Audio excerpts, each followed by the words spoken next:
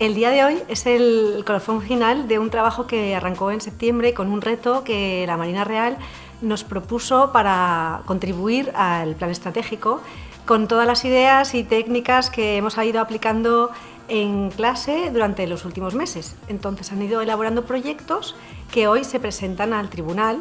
Y les hemos pedido que hagan el ejercicio de pensar en el futuro de la Marina de Valencia y diseñar ideas de negocio que sean sostenibles, pero que estén arraigadas en el territorio, vinculadas en los atributos que tiene la ciudad y que puedan transformar este frente marítimo en aquello que todos nos imaginamos que sería. Por lo tanto, es lo que nos van a enseñar esta mañana de una manera muy visual, con vídeos y con presentaciones con fotos, y la verdad es que estamos expectantes para ver cómo lo han preparado.